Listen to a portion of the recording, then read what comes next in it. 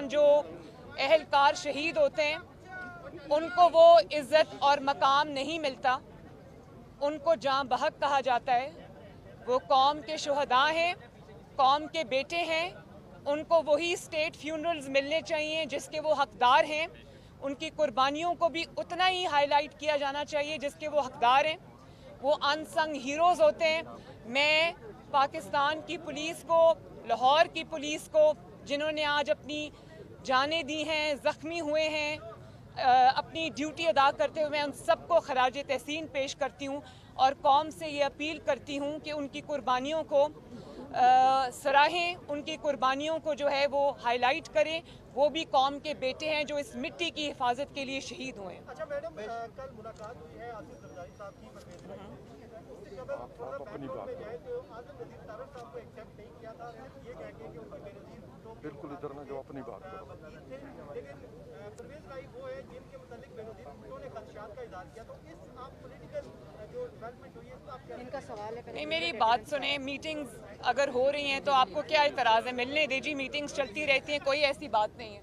ये बताइएगा कि आपसे पूछा था कि क्या अगर कश्मीर का मसला हल हो जाता है तो पाकिस्तान अपना न्यूक्लियर प्रोग्राम को रोल बैक कर लेगा? जो ये स्टेटमेंट आई है इसको आप कैसे देखते हैं?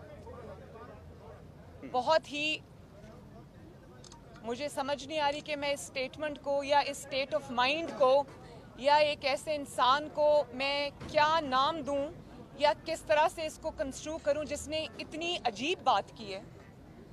और जो कस्टोडियन, इनको ये पता होना चाहिए कि एक तो ये सिलेक्टेड हैं, ये अवाम का नुमाइंदा वज़ीर आज़म नहीं है, ये अवाम के रिप्रेजेंटेटिव प्राइम मिनिस्टर नहीं हैं। इनको अवाम के सर पे चोरी के ज़रिए मुसल्लत किया गया है और इनको किसी ने ये हक नहीं दिया कि अवाम ने अपनी कुर्बानियों के बाद जो एक स्टेटस हासिल किया है एटमी कुव्वत होने का, उसके ऊपर ये कोई कमेंट भी कर सकें।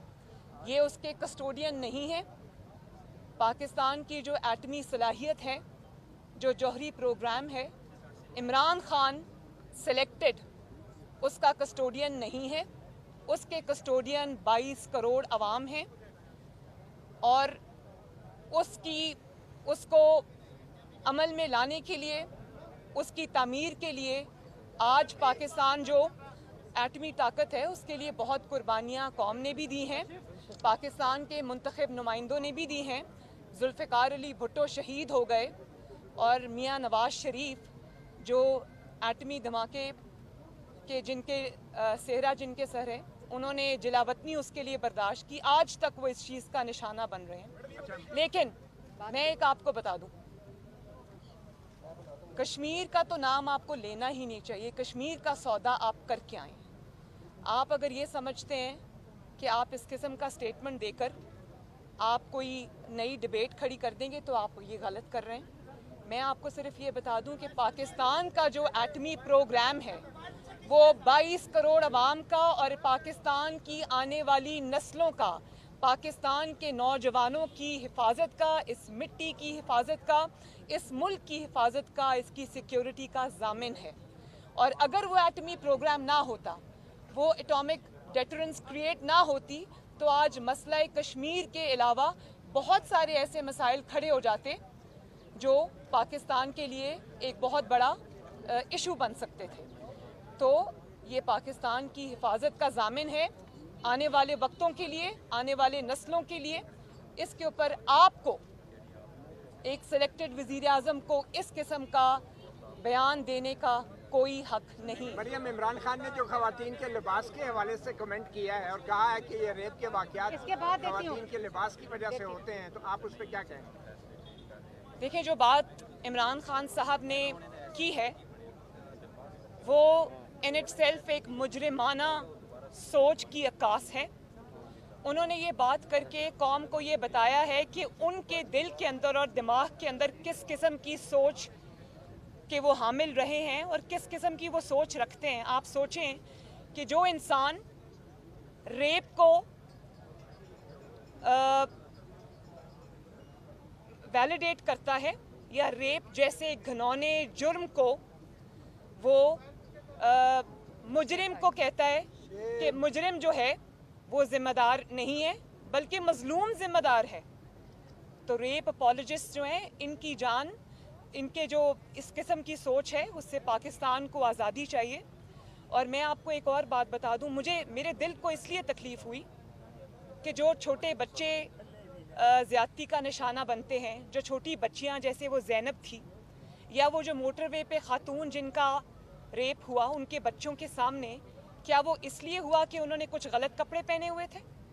आपको शर्म आनी चाहिए इस किस्म की बात करते हुए कि आप मुजरिम को वैलिडेट कर रहे हैं और मजलूम को उसका इल्ज़ाम दे रहे हैं। इसके लिए भी बहुत ही पस्त सोच की, आई थिंक वो पस्त सोच है जिसकी उन्होंने अक्कासी की है।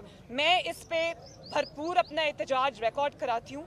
आपके बारे में ये सुना था कि आप ख़वातीन को तनकीद का निशाना बनाते हैं या उनके बारे में गलत ज़बान इस्तेमाल करते हैं।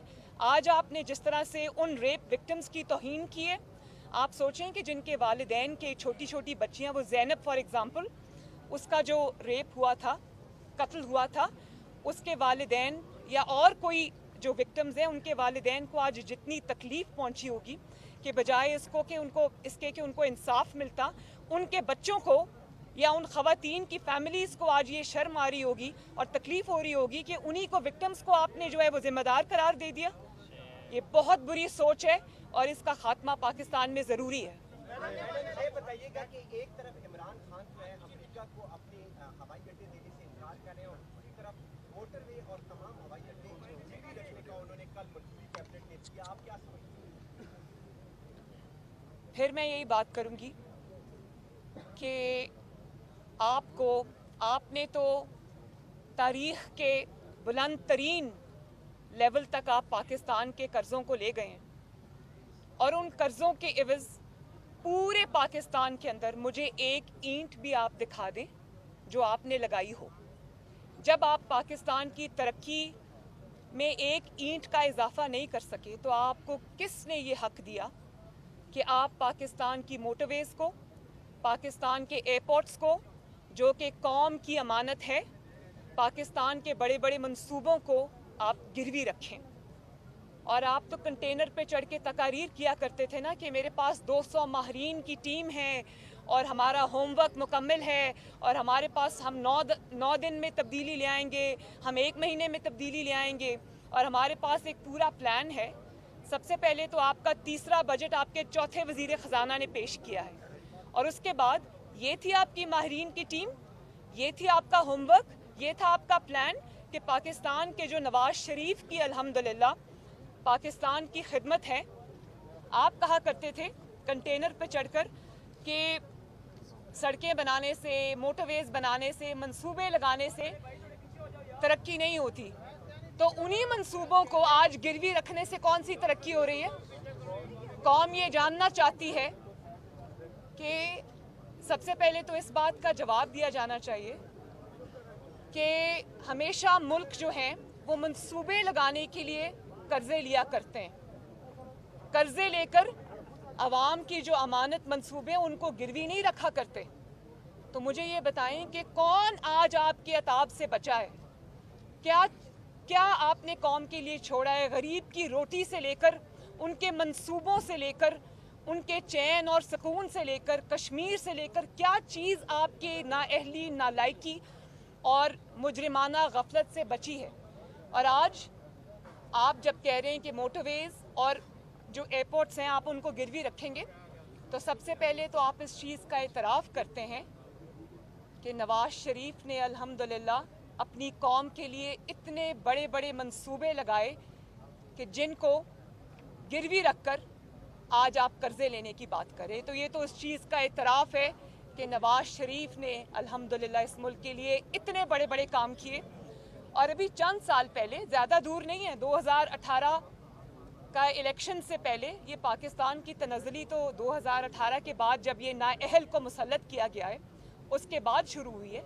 उससे पहले आप ये देखें कि 5 साल में यही पाकिस्तान था, यही पाकिस्तान के रिसोर्सेज थे और नवाज शरीफ ने माशाल्लाह उन 5 सालों के अंदर, अपने टेन्योर के अंदर इतनी तरक्की पाकिस्तान की लोड शेडिंग के मंसूबे ख़त्म करने के मंसूबे लगाए, इतने बड़े बड़े प्लांट्स लगा दिए बिजली बनाने के 2-3 साल के अंदर, मोटरवेज का जाल बिछा दिया, इतने बड़े बड़े सीपैक के प्रोजेक्ट्स आए पाकिस्तान के अंदर, तो उस वक्त तो पाकिस्तान को गिरवी नहीं रखा हमने। और आज आप नवाज शरीफ के बनाए हुए अवाम के मंसूबों को आप गिरवी रख रहे हैं। पहले तो कौम को वो हिसाब चाहिए कि जो आपने कर्ज़ों के बोझ के नीचे, तारीखी कर्ज़ों के बोझ के लिए नीचे कौम को दबा दिया है, पहले तो उसका हिसाब दें कि वो कर्ज़े आपने खर्च कहाँ किए हैं। और ये कर्ज़े जो आप ले रहे हैं, ये माफियाज और कार्टल्स को नवाजने के लिए, आपको पता है ना, शुगर माफिया, आटा माफिया, दवाई माफिया, LNG माफिया, और ये जो रिंग रोड के आपके सामने स्कैंडल आया है कि अपने ही लोगों को, अपने ही वज़रा को नवाजा है। उन्होंने 1400 कनाल वहाँ पर ज़मीन बेची है, ख़रीदी है, और उसको उन्होंने उसका फ़ायदा उठाया है।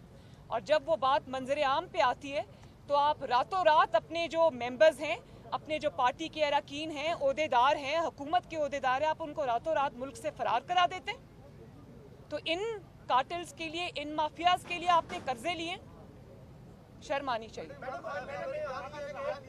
एक एक करके 4 बैंकों ने जो कर्जे हैं बास शख्सियात के वो माफ कर दिए और वो अरबों रुपए में बनते हैं, तो इसमें मुस्लिम लीग का क्या मौक़िफ़ है? तहकीकात होनी चाहिए। सॉरी, आप ज़रा फिर बताइए। 4 ऐसे बैंकों ने जो बास शख्सियात के जो कर्जे हैं जो अरबों रुपए में बनते हैं, तो उनको माफ कर दिया है मौजूदा दौरे हुकूमत में, तो क्या मैंने अभी आपको यही बात की कि जो उनको हुकूमत को चलाने में, हुकूमत को, ये मरी हुई हुकूमत को जो वफात पा चुकी हुई है बहुत साल पहले, उसको ज़िंदा रखने के लिए, उसको चलाने के लिए उनको जिन जिन कंधों की ज़रूरत है, जिन जिन लोगों की ज़रूरत है, उनको बचाने के लिए वो पूरे पाकिस्तान को दाव पे भी लगा सकते हैं, उसके असासे गिरवी भी रख सकते हैं। लेकिन उनको, चाहे वो पिज़्ज़ा बनाता हो या वो रिंग रोड का कोई हो, उसको, या वो कोई आटा या चीनी माफिया का, उसको NRO देने के लिए उसके घर पहुंच जाते हैं, सिर्फ इसलिए कि इनकी गिरती हुई हुकूमत बरकरार रहे। लेकिन पाकिस्तान अब अफोर्ड नहीं कर सकता कि पाकिस्तान के लोग रोटी से लेकर, गैस से लेकर, बिजली से लेकर, पेट्रोल से लेकर, और अब वो इस किस्म की चीज़ों को फेस कर रहे हैं। तो ये हुकूमत, अल्लाह ताला इसकी जान जल्दी पाकिस्तान से छुड़ा दे ताकि लोग सुकून का सांस लें।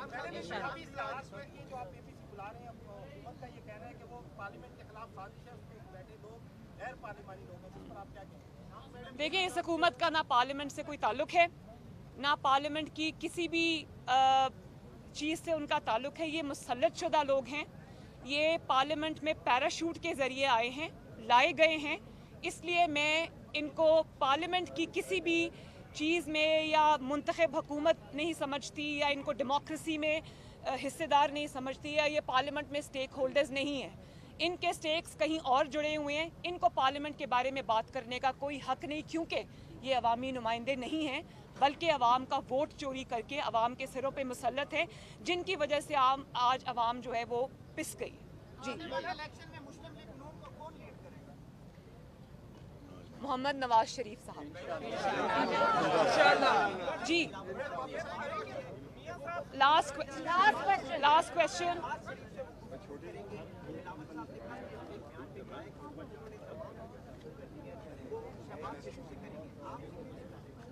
क्योंकि शहबाज शरीफ साहब प्रेसिडेंट ऑफ द पार्टी हैं, मुझे भी गुफ्तगू जब करनी होती है तो मैं शहबाज शरीफ साहब से और नवाज शरीफ साहब से गुफ्तगू करती हूँ, उन्हीं से इजाज़त लेती हूँ। तो अगर वो पार्टी प्रेसिडेंट से बात करेंगे तो सही करेंगे, क्योंकि वो हमारी पार्टी के प्रेसिडेंट हैं। मैडम, मियां साहब कब पाकिस्तान आए? इंशाल्लाह बहुत जल्दी। आप मुझे ये गारंटी दें कि नवाज शरीफ वापस आएंगे, उनको इंसाफ मिलेगा और उनकी ज़िंदगी को ख़तरा नहीं होगा, इन कातिलों के हाथ में उनकी ज़िंदगी नहीं होगी। मैं उनको शाम की फ़्लाइट से बुलाती हूँ।